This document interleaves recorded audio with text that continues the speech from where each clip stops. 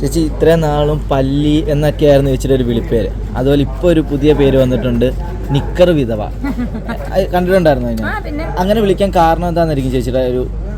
ഞാൻ ഇത്രയുള്ള മറ്റേ ഷോർട്സ് ഇല്ല നിക്കർ, ആയിട്ടുള്ള 2 റീൽ ചെയ്ത് പിന്നെ എൻ്റെ ഒരു ആൽബത്തിൻ്റെ തലേന്ന് ഞാൻ അതാണ് ഇട്ട്. ഞാനത് പല ദിവസവും ഞാനിടും. എനിക്കിഷ്ടമുള്ള, എനിക്ക് കംഫർട്ടബിൾ ആയിട്ടുള്ള ഡ്രസ്സ് ഞാനിടും.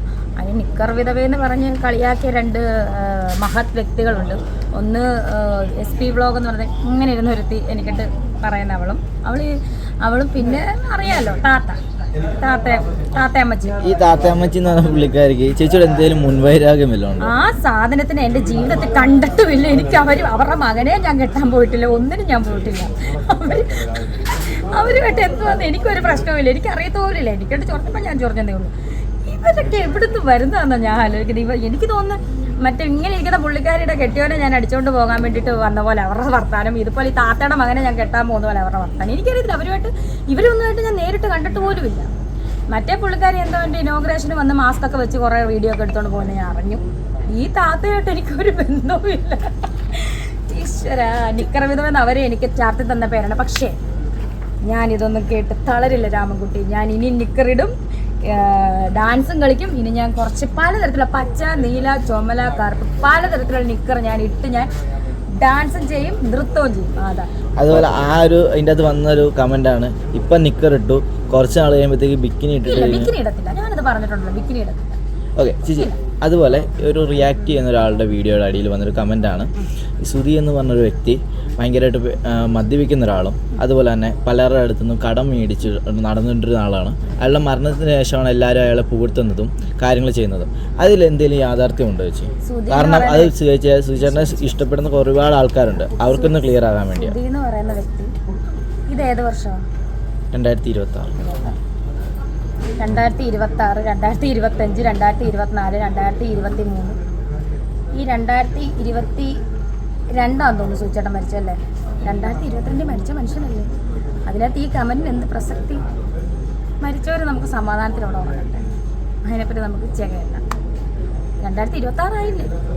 അതുപോലെ ഇതുപോലെ കിച്ചു ഇട്ടൊരു വീഡിയോയുടെ അടിയിലും ഇതേ സെയിം രീതി തന്നെ, സുധിയുടെ പ്രോഡക്റ്റ് അല്ലേ, അപ്പോൾ ഇത് ഇങ്ങനെയൊക്കെ വരുള്ളൂ എന്നുള്ള രീതിയിൽ.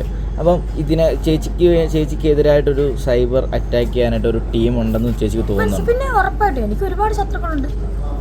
ഞാൻ അറിയാതെ തന്നെ എനിക്ക് ഒരുപാട് ശത്രുക്കളുണ്ട് എന്ന് എനിക്കിപ്പം മനസ്സിലായി. ഈ കുറച്ച് ദിവസമല്ല, ബിഗ് ബോസിൽ പോയിട്ട് ഞാൻ എന്ന് വന്നോ അന്ന് തൊട്ടാണ് എനിക്ക് മനസ്സിലായി, എനിക്ക് ചുറ്റും അല്ലെങ്കിൽ എനിക്ക് നെഗറ്റീവ് അടിക്കാൻ ഒരു ഗൂഢാലോചന തന്നെ കുറച്ച് പേര്. എന്തുകൊണ്ടാണെന്ന് ചോദിച്ചാൽ, ഞാൻ വീട്ടിൽ ഇരുന്നിട്ട് തെണ്ടുമായിരുന്നെങ്കിൽ 500 രൂപയ്ക്ക് വേണ്ടി തെണ്ടുമായിരുന്നെങ്കിൽ ഈ ഒരു പ്രശ്നമുണ്ടായിരുന്നു.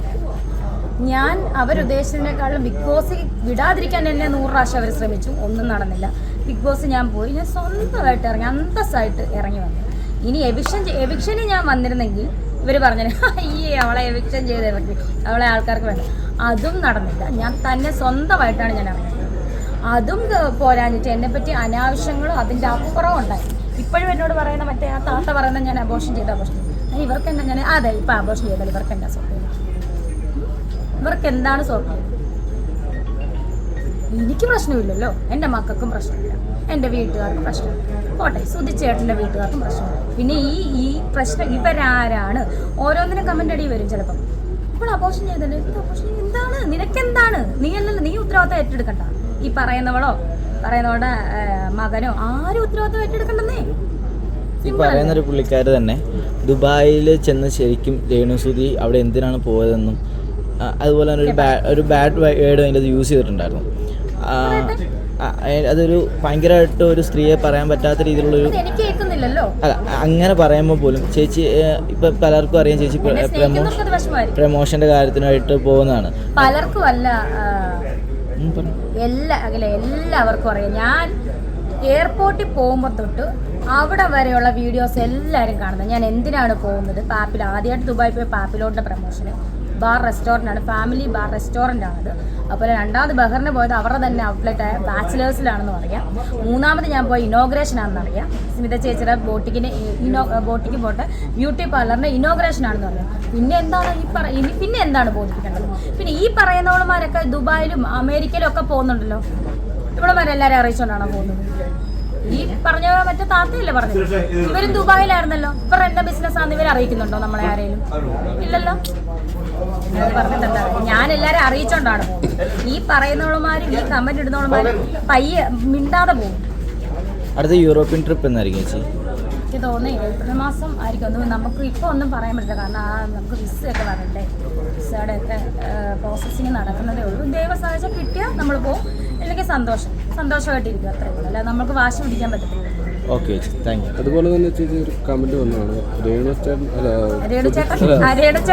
സുധിച്ചേട്ടൻ ഉണ്ടായിരുന്നപ്പം സുധിച്ചേട്ടനും ചേച്ചിയും കൂടെ ഒരുപാട് കടം മേടിക്കുമായിരുന്നു.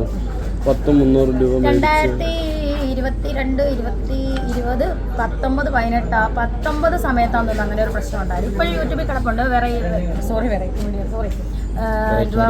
സോറി കേട്ടോ, അതല്ല ഞാനൊരു ആ പുള്ളിയുടെ പേരെന്തുവാണോ, ഒരു ഈ പണി വരുന്നതിന് മുന്നേ ഈ വീഡിയോസ് എല്ലാം പുറത്ത് വിടും.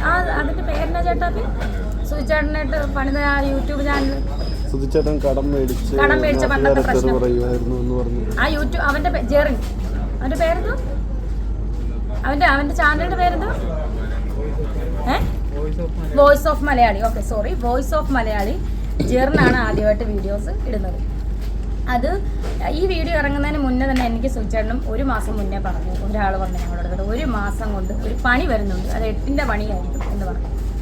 ഈ കടം മേടിച്ചെന്ന് പറയുമ്പോഴും അതിൻ്റെ സത്യാവസ്ഥ എന്ന് പറഞ്ഞാൽ സുധിച്ചേട്ടൻ്റെ ഫാൻസ് അസോസിയേഷൻ എന്നുണ്ടായിരുന്നു, കൊല്ലം സുധി ഫാൻസ് അസോസിയേഷൻ, ഒരുപാട് പേരടങ്ങുന്ന ഫാൻസ് അസോസിയേഷൻ. അപ്പം അതിൽ കുറച്ച് കിച്ചു പഠിച്ചിരുന്ന സ്കൂള് 9ാം ക്ലാസ്സിൽ പഠിച്ചിരുന്നപ്പം, കിച്ചു ഇന്ന് 21 വയസ്സുള്ള കുട്ടിയാണ്, അന്ന് 14 വയസ്സേ ഉള്ളത്. 9ാം ക്ലാസ്സിൽ പഠിച്ചിരുന്നപ്പം ഒരു സ്കൂൾ, ഗവൺമെൻറ് സ്കൂളിൽ റാമ്പ് സെറ്റ് ചെയ്യാൻ വേണ്ടിയിട്ട് കുറച്ച് പൈസ കൊടുത്തു. ഇതിൻ്റെ പേര് സുധിച്ചേട്ടൻ്റെ പേര്, അത് സുധിച്ചേട്ടൻ്റെ സ്വന്തമായിട്ട് കൊടുത്തതല്ല. റാമ്പ് സെറ്റ് ചെയ്യാൻ, കാല് വയ്യാത്ത കുട്ടികൾക്ക് വീൽ ചെയറിൽ പോകാൻ വേണ്ടി റാമ്പ് സെറ്റ് ചെയ്യാൻ. ഈ പൈസയുടെ കാര്യങ്ങളൊക്കെയാണ് ഇവർ ഈ കടവായിട്ടും മറ്റേതും മറിച്ചതിലും. പിന്നെ ഏതൊരു മനുഷ്യനാളും ദേഷ്യം വരുമല്ലോ, ആവശ്യമില്ലാത്തതുകൊണ്ട് ദേഷ്യം വരും. സുധിച്ചേട്ടനും അത് ദേഷ്യം വന്നു. സുധിച്ചേട്ടൻ്റെ വോയിസും പുറത്ത് വിട്ടു, എൻ്റെ വോയിസ് എന്ന് പറഞ്ഞാൽ എൻ്റെ വോയിസ് വന്ന് പുറത്ത് വിട്ടായിരുന്നു. 2 വോയിസ്, അത് രണ്ടും അതിനകത്തൊരു സത്യമില്ലെന്നും അതിൻ്റെ സത്യാവസ്ഥകൾ അറിയാവുന്നവർക്കും അറിയാം. കടം മേടിച്ചു, അത് മേടിച്ചെന്നുള്ള അതിനെപ്പറ്റി ആ സമയത്ത് തന്നെ ഞങ്ങൾ അതിൻ്റെ സത്യാവസ്ഥ എല്ലാം പുറത്ത് വിട്ടിട്ടുള്ളതായിരുന്നു. ഡ്രസ്സ് കൊളാബാണോ ചേച്ചി? അല്ല, ഇത് കൊളാബല്ല. ഇത് ഞാൻ ചെന്ന് തുണിയെടുത്ത് ഞങ്ങളവിടുന്ന് ചായക്കടക്കാരൻസ് എന്ന് പറയുന്നൊരു, എനിക്ക് എപ്പോഴും ഔട്ട്ലെറ്റ് എൻ്റെ എപ്പോഴും ഡ്രസ്സ് തയ്ച്ച് തരുന്ന ഒരു ചേച്ചിമാരുണ്ട്. ആ ചേച്ചിമാർ തയ്ച്ചു തരുന്നത്. കമ്മൽ ഡയമണ്ടാണ്? അല്ല, മൂക്കുത്തി ഡയമണ്ടാണ്. മോതിരം ഡയമണ്ട്. മോതിരം മൂക്കുത്തിയും ഡയമണ്ടാണ്. ഓക്കെ, ഇപ്പോൾ ലാസ്റ്റ് ഇറങ്ങിയത് ദാസേട്ടൻ കോഴിക്കോടുള്ള ഒരു ആൽബം വന്നതിന് ശേഷം ഭയങ്കരമായിട്ടും നെഗറ്റീവ് കമൻറ്റും ചേച്ചി ഒരു ബെഡ്റൂം സീന് ഭയങ്കരമായിട്ടും എക്സ്പോസ് ചെയ്യുന്ന രീതിയിലുള്ള ആൽബം ആണ് എന്നുള്ള രീതിയിൽ പല കമൻറ്റുകളും പലരും അത് റിയാക്ട് ചെയ്യുന്ന വീഡിയോയും കണ്ടിട്ടുണ്ടായിരുന്നു. ഒരുപാട് കണ്ടു. അപ്പോൾ അതിനോട് ചേച്ചിക്ക് എന്താണ്, ചേച്ചിയെ ഇഷ്ടപ്പെടുന്ന കുറേ ആൾക്കാരുണ്ട്. അപ്പോൾ അവരോട് ചോദിച്ചോട്ടെ, സിനിമയിൽ ഇങ്ങനത്തെ സീൻ ഈ ആൾക്കാർ കണ്ടിട്ടില്ല, സിനിമയിൽ ഇതിലും കൂടിയ സീൻ കണ്ടിട്ടില്ല. ഇതെന്താ അത് അഭിനയമായിട്ട് കണ്ടാൽ പിന്നെ ഇത് അഭിനയമായിട്ട് കണ്ടാൽ പോരെ? അവിടെ ഞാനും ദാസേട്ടൻ കോഴിക്കോട് ഒരു റൂമിൽ ചെന്ന് അങ്ങനെ കാണിക്കുന്നതല്ല. ക്യാമറാമാനുണ്ട്, ഡയറക്ടറുണ്ട്, മറ്റു ആർട്ടിസ്റ്റുകൾ അപ്പുറം ഇപ്പുറം എല്ലാം നിൽക്കുമ്പോഴല്ലേ ഇത് അഭിനയിക്കുന്നത്. ക്യാമറ റോളിംഗ് ആക്ഷൻ ക്യാമറ പറയുമ്പോഴല്ലേ നമ്മൾ ചെയ്യുന്നത്, അല്ലാതെ ചുമ്മാരും ചെയ്യുമല്ലോ. അതായത് ആ ഒരു പ്രമോഷന് വേണ്ടി ആ ഡയറക്ടർ ലച്ചു പറഞ്ഞത്, ആ ഒരു ആൽബത്തിൻ്റെ പ്രമോഷന് വേണ്ടിയിട്ടാണ് ആ സീൻ എടുത്ത് വെച്ചത്. ആ സീൻ എന്ത് ചെയ്താലും ആൽബത്തിനകത്ത് ലിങ്ക് ചെയ്യാൻ പറ്റുന്നില്ല, ആ ഒരു സീൻ. അതുകൊണ്ടാണ് അവരത് ആൽബത്തിൽ ഉൾപ്പെടുത്താതെ പ്രമോഷനായിട്ട് കൊടുത്തത്. ആൽബത്തിന് വേണ്ടി എടുത്ത സീനാണ്. നെഗറ്റീവ് പറയുന്നവർ എന്നും പറഞ്ഞുകൊണ്ടിരിക്കും.